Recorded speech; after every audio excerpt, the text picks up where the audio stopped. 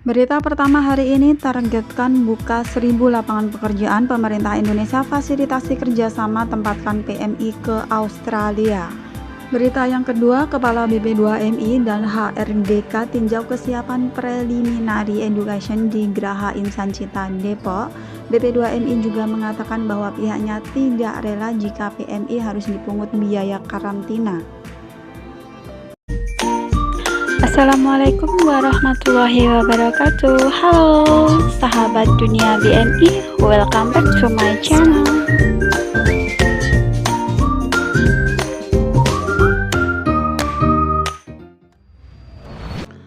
Berita hangat dari BP2MI guys, bahwa Australia ya ada beberapa sektor kerja seperti sektor pertanian yang utama itu. Jadi ini bisa menciptakan peluang bagi pekerja migran Indonesia untuk dapat bekerja di sana.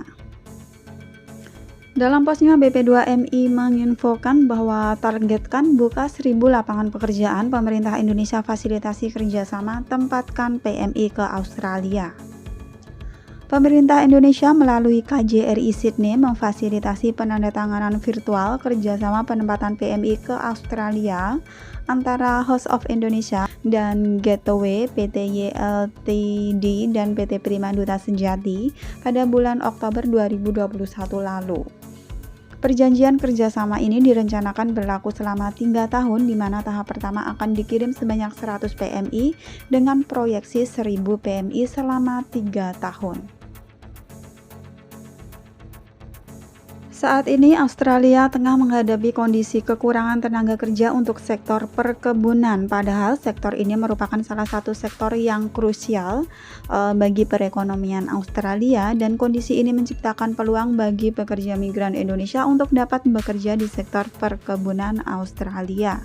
Penandatanganan kerjasama penempatan PMI ke Australia tersebut diharapkan mampu memberikan lapangan pekerjaan di negeri kanguru itu. Dubes RI untuk Australia, Kristanto Legowo, yang turut hadir menjelaskan bahwa perjanjian kerjasama ini merupakan wujud nyata pemanfaatan Indonesia-Australia, CEPA yang patut diapresiasi. Saya harap ke depan dapat dikembangkan ke sektor-sektor lain dengan keahlian dan keterampilan yang lebih tinggi, seperti sektor kesehatan dan hospitality, sehingga memberikan pemanfaatan yang lebih tinggi kepada perekonomian Indonesia, ujar Dubes Kristiarto. Dan pada tanggal 17 November kemarin, BP2MI menghadiri undangan virtual KBRI Canberra, Australia dalam penandatanganan nota kesepahaman antara pengusaha Australia dan Indonesia. BP2MI siap memfasilitasi kerjasama penempatan PMI profesional ke Australia untuk sektor hospitality. Penandatanganan nota kesepahaman ini merupakan hasil nyata partisipasi BP2MI dalam kegiatan Trade Expo Indonesia Digital Edition 2021 lalu, ujar Deputi Penempatan dan Pelindungan Kawasan Amerika dan Pasifik BP2MI Lasro Simbolon di Jakarta pada tanggal 17 November 2021. Lasro mengatakan partisipasi BP2MI telah membuahkan hasil berupa kerjasama penempatan yang dilakukan antara Aliansi Uproot Group dengan PT Sukamulya Mandiri Agung, dan BP2MI akan terus melanjutkan upaya promosi penempatan PMI terampil dan profesional ke negara destinasi non-tradisional termasuk Australia. Tidak hanya itu, sambung Bapak Lasro ini, penghargaan kepada pemerintah Australia yang baru-baru ini telah mengambil kebijakan bahwa Indonesia termasuk ke dalam negara yang dapat melakukan penempatan PMI dengan visa khusus sektor pertanian atau agrikultur visa.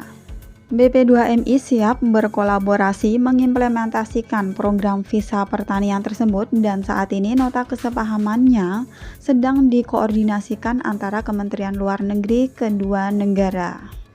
Ya teman-teman, diberitakan bahwa hubungan antara Indonesia dan Australia semakin lebih dekat ya, semakin lebih baik.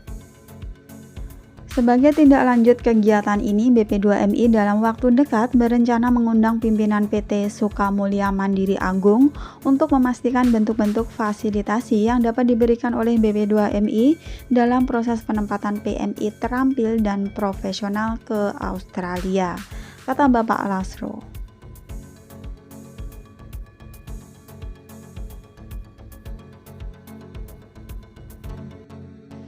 Next, berita mengenai penempatan PMI ke Korea Selatan. Kepala BP2MI Bapak Beni Ramdhani bersama HRD Korea Miss Kwon Mi-young kunjungi Geraha Insan Cita Depok guna pastikan kesiapan sarana dan prasarana untuk calon pekerja migran Indonesia selama masa karantina dan preliminary education sebelum diberangkatkan ke negara penempatan Korea Selatan.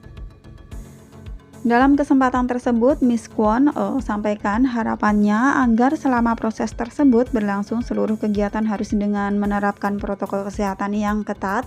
Hal tersebut diamini oleh Kepala BP2MI dengan menerapkan selama masa karantina hanya memperbolehkan satu kamar diisi oleh satu orang CPMI. Selain itu, Kepala BP2MI juga turut membahas mengenai biaya karantina ketika tiba di negara penempatan Korea Selatan yang harus ditanggung oleh PMI itu sendiri.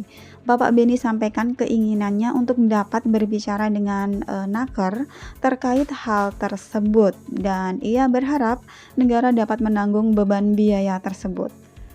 Dan saya membaca di grup CPMI Korea ya, bahwa mereka menyatakan bahwa untuk biaya karantina di Korea Selatan ini mereka sanggup untuk membayarnya, yang nominalnya itu untuk biaya karantina kurang lebih katanya 20 juta guys. Para CPMI Korea ini ya mendesak pemerintah, mendesak BP2MI untuk segera bisa melakukan penempatan ke Korea Selatan walaupun dengan biaya karantina ditanggung sendiri.